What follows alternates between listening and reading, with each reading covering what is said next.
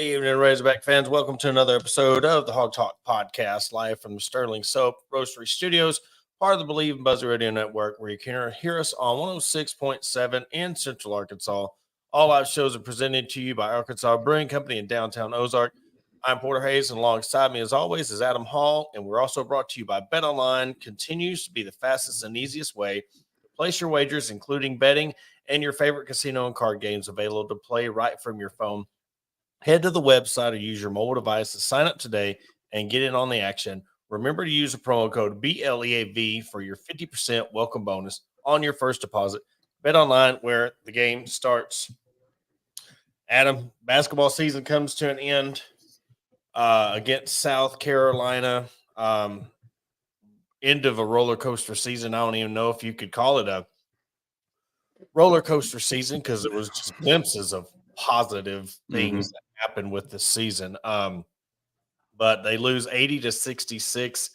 It was 38-35 at halftime, and then they just went on, I believe, a 14-0 run and showed us why South Carolina was South Carolina. And, man, just the physicality, just how they were able to just get at Arkansas, go on a run. And it's weird. Arkansas is one of those teams that has been, if they stay in a game, they're okay, but there's been those games where, like, again, in the second half where they just go off.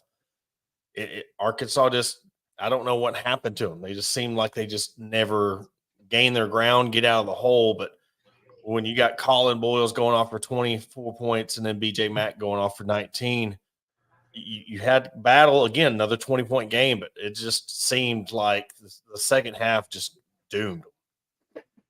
Tale of two halves, if you will. Last night, watching Vanderbilt go up 15, I think it was. I mean, anytime a team has hit, double digits, I'm like, oh, game's over. Of course, last night was the first time they'd been down double digits in a game and come back and won. So, going into today, I was kind of iffy on what team was going to show up. Or did they leave everything on the court last night and not have enough for today? The first half was pretty good. It was pretty close. But then coming into that second half, South Carolina starting off, I was in and out at work. So, I think before I got busy, South Carolina had gone on a 6-0 run before a timeout. And I was just like, okay, here we go. Yeah. And that just showed the true depth. And when you don't have depth, you're playing, they knew the task coming at them. 5 games, 5 days to win it all, to even have, of course, have an automatic bid in the NCAA tournament. I mean, Battle's done his job of late and really bounced up. But it's like too little, too late kind of deal when you're looking at, and we talked about that Sunday. I don't think all of them, it's easy to say now, where has he been all season? Well, we seen, talking about roller coaster ride. He started off hot, went cold for a while, and then he started bouncing back.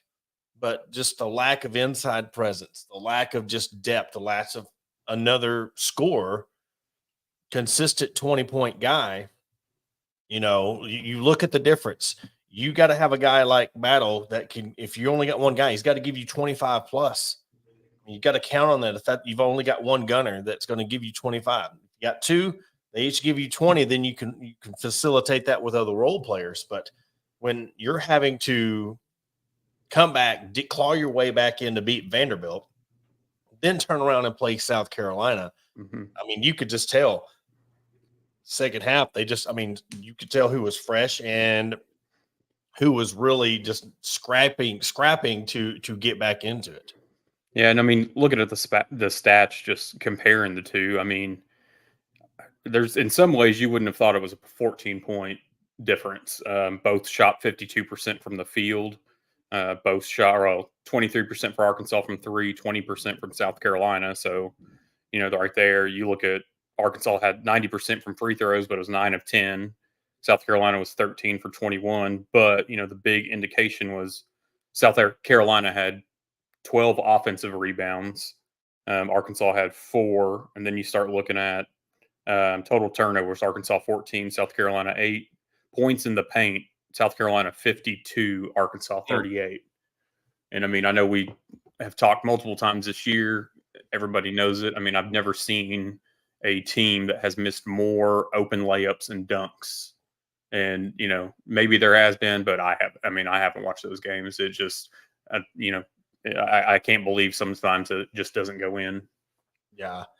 And you just look at how quickly this game got away from them, and a 3-point game at the half. And then you just see I'm looking at it, and before you know it, I mean, it's 40-35 with 19 minutes, 19:29 left in the game.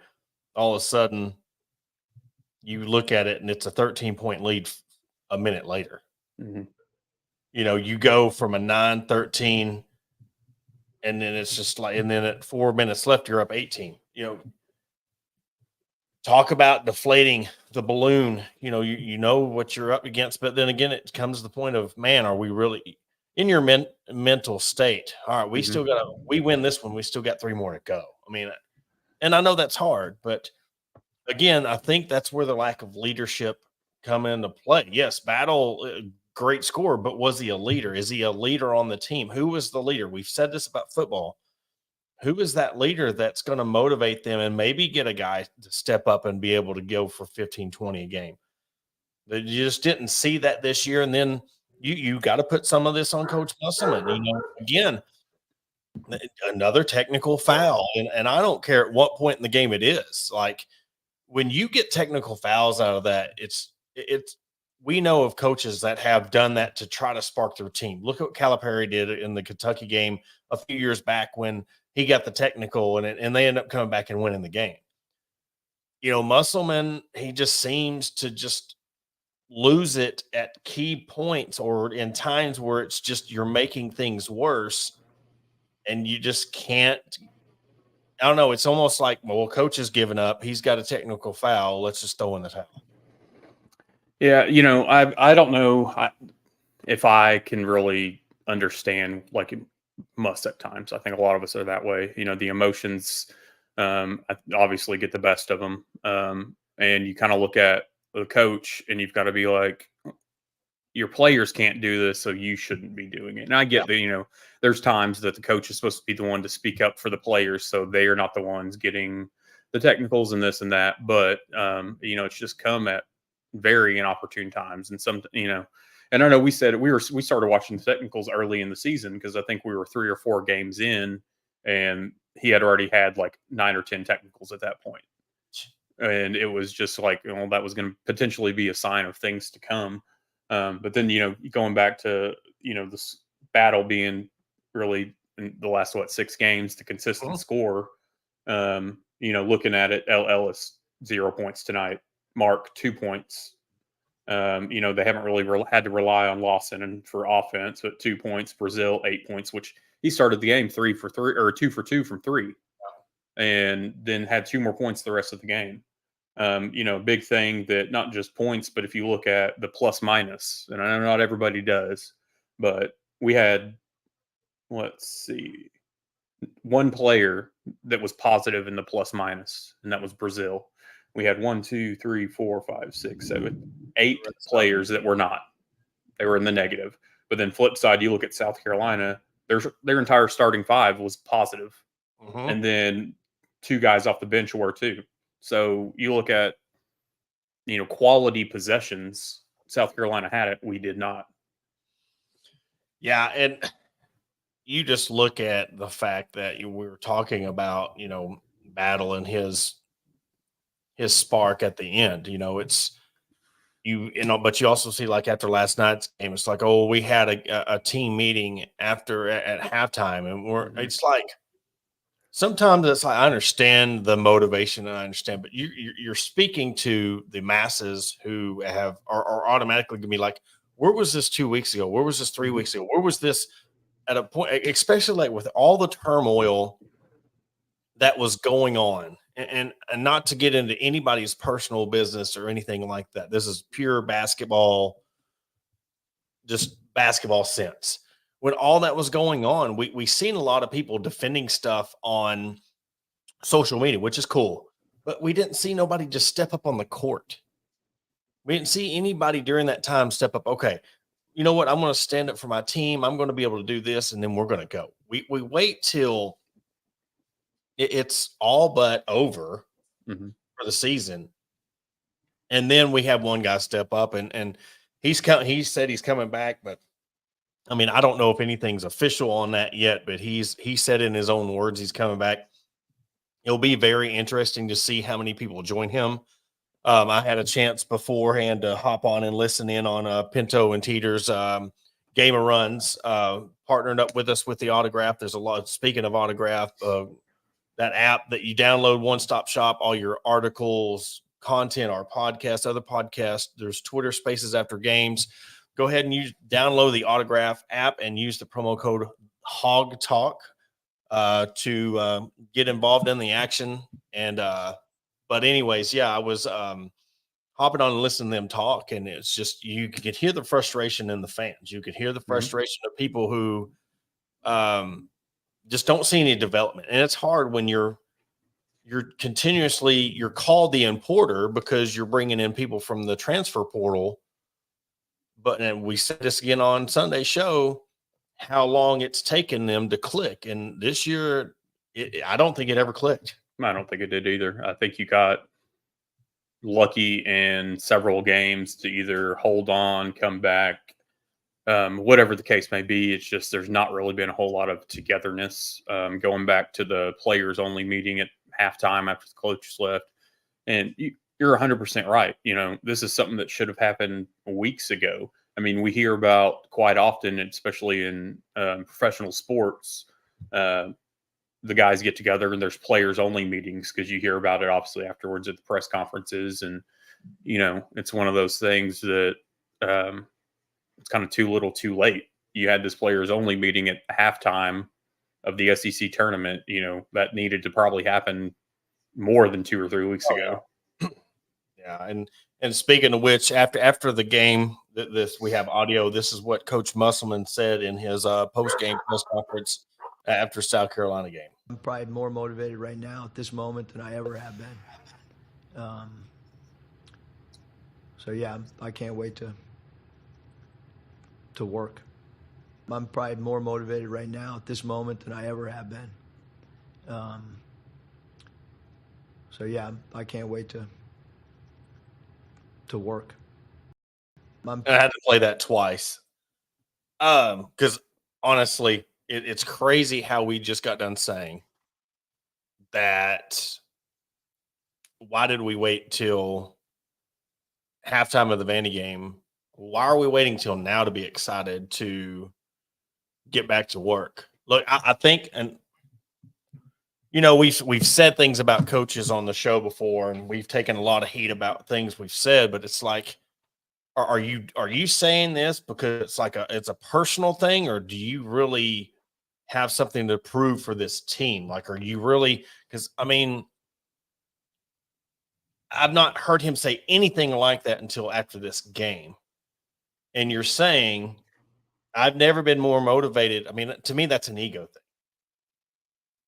I know it's going to piss some people off, but it's still, to me, that's 100% ego. The way people's been trying to, you know, put things together. There's not, you know, you're questioning on how your lineups and not rotating and not putting people in. But after the loss, you're like, well, now I'm more motivated than ever. I think that needs to be one of them things that you say later on, leading up to next season, opposed to right now after the game when you just finished. I mean, your worst season as an Arkansas head coach. As head coach, period. Yes, and the fact that in looking at, you know, you're 16-17, 6-12 overall. Of course, you know, overall record. It's one of these things, and I'm going to say something, and you can kind of. I was wanting to say it when I was in that Twitter Spaces with Pinto and Teeter, but are we going to look back on last year's season, not this season, but are we going to look back on last year's season and compare it to Sam Pittman's year when he won all the trophies and he went to the bowl game and all this good stuff was happening, but it was carried by the super seniors and it was carried by a lot of people on his roster that got to come in and play together. But you look at the roster last year, 4 guys that went pro, and that team went 8-10 in conference play. I know Nick Smith Jr. was hurt and all that went on team, but so even you take him out of the equation, you had 3 people that were pros. Are we going to look back and we're going to see that this might start the decline in because what's going to come in next year? Well, that's a big question. I mean, you have Elohim and Shelley that, are signed. That was 2 incoming freshmen. You have potentially 7 guys that can return. We know all of them won't. So you're looking at, I'm going to say 6 to 7 guys that you're going to have to get out of the portal. And that's barring which some of those guys that can return to the team don't. That's just something that we're going to have to look at. I know that, in Arkansas, it's the year by year, really, when it comes down to high school recruiting within the state. And it's always hindsight when it comes, why didn't we look at this player when he was there, when he was in Arkansas? Why didn't we look at, I know Austin Reeves for the Lakers is one that is brought up so often that he wasn't looked at, but we're talking about what he's done now. We're looking at him now that he's in the NBA. And I'm not taking anything against him, what he did at OU and Wichita State. But, and that's why, Muss has gone to Link and gone to Sierra Canyon to get Elohim and Shelley, because there's not a whole lot when you get down to 4 to 5 stars within the state of Arkansas. Yeah, we missed out on Boateng and some others, but he gets the top guys when he in the state, minus Honor going to Mizzou. But there were things around Honor that just didn't line up with Musselman and what's going to happen here at Arkansas. So it's one of those that I think, looking back, I don't know if what he said was necessarily with his ego. I think it's a pissed off guy that knows that this season was abysmal. And he doesn't want that to happen again. And I know there's all the speculation on, is he coming back? Is he not? None of us know. I don't think he knows. But whether it's getting to, all the comments on the getting to work and his comments, I think it was Monday or Sunday, on the portal and what they're looking for in the portal upcoming and this and that, we need to look at that and realize that can be taken to any school. Mm-hmm. That's not necessarily just for Arkansas. These coaches, with the way recruiting is in the transfer portal, that's not set in stone what he's necessarily looking for to come. He could take anything, any type of recruiting and take it somewhere else. Yeah. So I'm not saying he's staying or going. I'm just saying I think we're diving in as fans too much to some of the things that have been said at these press conferences of the SEC tournament. Yeah, and I get what you're saying, and I agree with it, and that's what I love about us. Sometimes we look at things at different angles and stuff, and how I take it and how you take it, and the beauty of conversation. It's the fact that that's why I love these platforms, because like texting this same conversation, if you take that and you transcribe it, you could be taken totally out of context and you're not being heard. So it's good that you said that. It's just when you see that, I'm linking that up with what Battle said at halftime of the last game, and then you hear Musselman say what he did tonight. I'm putting those together. It's like a combination of where was this fight, where was this at? But then again, you might have not had the talent. That's another big factor in it. You look at the NBA guys that you've had with Joe, Mason Jones, Isaiah Joe, Jalen Williams. You look at. And another guy that gets left out, he's in the G League, bouncing back and forth in the G League, and that's Ricky Council. Look how he seemed to peak later on in Arkansas, and then he's even got better in the NBA. Sometimes it happens. But, you could put him, look at Walsh and Black and Nick Smith Jr., those guys, those studs that played for Arkansas, and you just look at, what it takes now and I know that puts a lot of pressure on Eric Musselman, because let's be real. You got to go get some NBA guys. You can't just go grab any guy out of the portal. You got to evaluate. And this is where I think where some of the frustration is. You've done all this NBA evaluating G League. You should be able to evaluate a guy and be like, okay, this is a guy that could be an NBA guy. He might be green and raw, but I can turn him into an NBA guy, and we got the facilities at Arkansas to do so. This is who I want. And I hate to bring it up, and I know we've beaten this subject to death, but I know NIL has a lot to do with it too. Can Arkansas afford the guys that are NBA ready that you need? I think you got lucky with the guys that you had because, the Branson connection, Duncanville, all that core group wanted them to come to play Arkansas, and they come to Arkansas. Now, what are you going to do?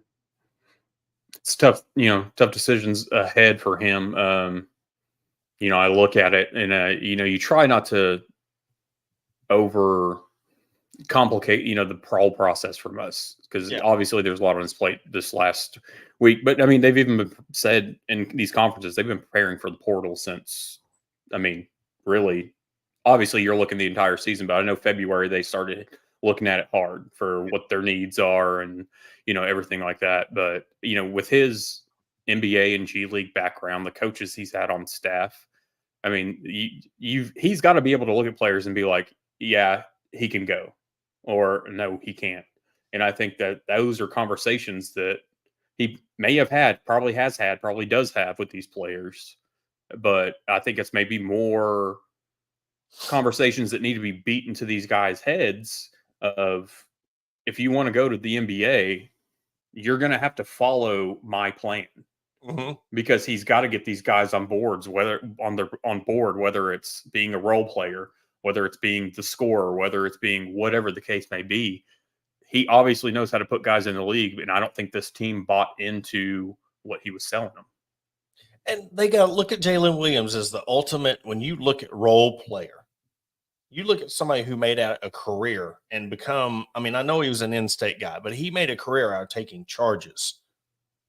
And he become a fan favorite, but I'm looking at the NIL part of it. I'm looking at the popularity part of it. And it got Jalen Williams, talking about the work ethic, got him to the next level. You find a guy that's willing to do those things. Look what happens. Take the charges away from Jalen Williams and that fight and that dog. He wouldn't be in the NBA right now, but he developed himself, learned, all right, what am I going to do to separate myself and get myself to the next level? Well, he just started earning and hustling and grinding, and he deserved every bit of it. And now look what he's doing. Look where he's at. And I think that's what it's going to take. Not everybody's going to be able to shoot the ball 15 times a game, but you got to be able to, when you do shoot the ball, score. You got to be very productive. And again, with my comments about Muss and comparing it to, the Sam Pittman era, the Sam Pittman season, I'm looking at how he done this year. And of course it's, the outsiders and those ones, well, he had one bad year. I'm not looking at just this year. I'm looking at ahead. What do I have to promise me? What do I have to look forward to next year on this team with this roster that is going to say, man, they can bounce back. So that is where and that's again, when I'm talking about this platform and being able to talk about it, if I could come out and just say, well, I think this is kind of the trending slope of Musselman's career. If you take that at face value, you're thinking, well, he just had one bad year and now everybody's ready to do this. But when you look at the big picture, I just don't see what's coming back next year. Who's on next year's squad, or who's out there in the portal that can come in and give you 20 points a game? Because that's what it's going to take. You're going to have another guy that comes in and is able to give you 15 to 20, a side of battle, and not have a 4-point stretch, go away for half the season, and then come the last 6-7 games of the season. I think early on, it'll be a test, and this is barring anything happen. I'm going with coaching staff staying intact, et cetera, et cetera. I think early on, like when the portal opens, the rumblings of, because let's just put this out there so everybody's on the same page. Arkansas, Coach Musselman, contact just about every single player that hits the portal. So we start seeing all these posts of this player has been in contact with, and we start assuming things. It starts Arkansas's in the running for this person, that person, whatever. It's not the case. They reach out, they put feelers out, et cetera, et cetera. It's one of those things that when we start making offers to these transfers, who are we getting, or who are, which players are passing us up? And I think if we start having a run of players passing us up to go elsewhere in basketball, that it's a sign of there's potential trouble, because we started kind of seeing that this last transfer portal with like Hunter Dickinson. I forget who else was out there. Yeah, But and I don't think, that was said also in the Twitter Spaces. I don't think we had any chance, but I think money had to do. You're going to have that one portal. Money had everything to do with that, but you started seeing these guys go elsewhere, and I just think that that's a sign of that it wasn't going to be a great portal for the fact that we were missing out on so many players to go elsewhere. Yeah. So I think these names that we start actually offering, don't just kind of ignore, put out of your head the ones that we've talked to. It's when the offers start coming out that those are the ones that matter. Those are the ones that we're trying to get after. And when we start seeing where those guys are going, and if they, you start getting one or two of your top guys that you've got on your radar, then I think that kind of sets up that, okay, we're going to be all right. Yeah. And I was just going back and looking through the year by year stats and what you look back at this was the 2021 season. You had 4 guys lead you in double digit scoring. Yeah, Moses Moody, Justin Smith, JD Note, and Jalen Tate all were in double figures. 21-22, you had 4 guys. I mean, Audis and Jalen were right at 10. Then you had Stanley Amude was 11, and then JD Note was at 18. Last year, you had 5 guys that were in double digit scoring. And it's crazy because you look at this year, you had 2 guys. Other than that very first year, this is the highest scoring team, as in average points per game as a team, that Eric Musselman's had. 78.1 points a game. But you look at last year, and they averaged 74 points a game. And I think a lot of that goes into, the lack of defense. Yep. You're having to outscore people, or try to at least. Yeah. So you just got into games that were just. Well, that's what led me to it. Yeah. Steve said, "No, you need defense, guy," but it led me to think, okay, I was like, okay, let's go back and look and see, because I was thinking, you think this year was just atrocious because of the losing, but then you look at the offensive production, you're like, then it alarms you. You're like, yeah, they did give up a lot of points this year. And the year that 2021 or the 21-22 season, they only gave up 68 points a game. Then you look at this year, they gave up 79. So you're giving up almost 80 points a game this season, opposed to 67 last year. And of course, we talked about the 64, and then in 2021, you gave up 70 points. But that's a big part of it too, is the defensive side of it. So let's talk about that side of the ball. Who's going to come back? Going to give you the defense. Who's going to come back? That is going to be that dog that is going to be able to pick up that slack on defense. I'm shocked as the season progressed why Layden Blocker didn't get more time, even if he's not, fully developed, fully there offensively. I feel like effort wise, he put out probably the most when it came to defense. He's, still young, he's still learning, but he was in your face. He was up on the ball. He gave you every bit of effort, at least from what we could see on the TV or the games that we were at. And it was just, I think he's one that you have to return. Yeah. But you have to let him become, in which a lot of that too, it goes back to the player. You can ask a player to be a leader all day long, but they've got to step up and be one in the locker room, on the court, and it's one of those things that, freshman this season, sophomore next season, he needs to find his voice. be elite. Screw whatever, how old you are, what class you're in, whatever. If somebody's not stepping up, then step up. Be that voice, be that person. Yeah. And I think, and yes, he was defensive. And if you're bringing somebody in for defense, that he is a guy that comes back. But other than Pinion, he averaged 13 minutes a game, and he was the lowest scoring percentage, as in field goal percentage, on the team at 40% from the field. And I know he caught some heat, but I mean, I know he didn't get a lot of playing time, but a guy who was supposed to come in and be a 3-point specialist was your worst 3-point shooter on the team. Along with Layden Blocker, he was a 40%. Oh no, he shot 11. I was rounded up 12% from the 3-point line. Joseph Pinion 28% from the 3-point line. Yeah, and I mean, it took, I think, Blocker, I forget what game it was. I want to say it may have been Georgia or after that he hit like his first 3 of the season, and I think he hit 2 in a game, and then he got a little bit of confidence in him. And I know he shot some more after that didn't go his way.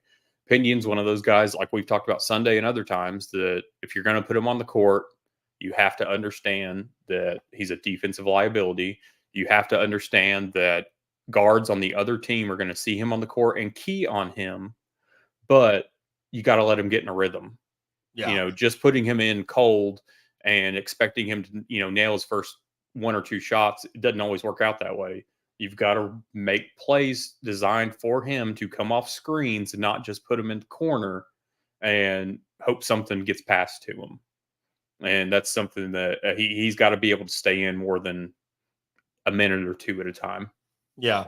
And I get that. And we'll see if he does end up getting, but I just, you start digging into the stats and you start looking. I mean, Blocker had 21 steals. He had 7 blocks, but he did have 20 turnovers. So, I mean, it's that thing that we can see how he was on defense, but that's why I was wanting to look at the stats and see where he was offensively. Was his defensive prowess when you're looking at 3-points a game, averaging 1.6 rebounds a game, shooting 12% from the 3-point line and shooting 40% from the field. Does that equate to, all right, I know how he is on defense, but what is he doing for us offensively? It weighs. So if you're going to go allow him to come on and be a defensive, again, that's where we talk about you need somebody else to step up and give you 20 points, because you're looking at his game when you're needing 4 of your 5 guys to score in double digits. You got 2 of those guys that can't. You've got to make up for that. So now somebody that's scoring 10, you might need both of them to score 15. So, I mean, you're going to need overhaul on what you're going to do to make this team get back to the NCAA tournament, and really deep diving into those stats you see over the last couple of years and what you need. And yes, defense is a big thing, but you got to have 2 more guys average more than 10 points a game for you to, and I mean, that was 8 and 10 season. So you're trying to hope for 500 in SEC play and have a really good non-conference schedule to get in the NCAA tournament. Absolutely. I mean, it's, we always talk about, or talked about several times, those guys that we've had that are now in the NBA, and, they were the dogs while they were here, whether it was scoring, rebounding, taking charges. They accepted what was given to them from Musselman, from the team. They rolled with it. And, it's one of those things that a lot of the scoring, if you will, having the multiple 4 to 5 guys scoring in double digits, a lot of that was created, whether it's on the fast break, on defense, on them working together as a team. It wasn't just one guy dribbling down the clock, maybe a couple passes here and there. We're getting into 7 seconds left on the shot clock, so then we just start throwing something up or run to the rim. I mean, taking inadvertent shots. It's just start to finish the season. It did not seem like anything was clicking. Yeah, and that's going to be let's see where they go now. I mean, we've given him grace. We're not saying that that it's one bad season, but I'm starting to see red flags. So we really got to evaluate moving forward. And I know it's hard to, even after one bad season, doom and gloom, but and again, a lot of it is carried over from the football season, and that attributes to it a little bit, not much, but it does a little bit. Because I mean, even if the football season wouldn't have been good, bowl game or riding high, I mean, this basketball season would have put us right back down in the dirt anyway. So see what happens next year. I know he's going to make a lot of movement. The next month is going to be crazy when it comes to portals and stuff like that. So I know we'll know more about this team moving forward, plus the players coming in. Yeah, and we'll see what's coming up. And after the national championship, I mean, I think it was when the portal will open back up, or so many days after. So the next month, I mean, surely it's going to be quiet, minus guys that are announcing transfer portal moves, not just at Arkansas, but elsewhere. So it'll be one of those things that maybe a little bit quiet until after the tournament, but there's going to be stuff going on in the background.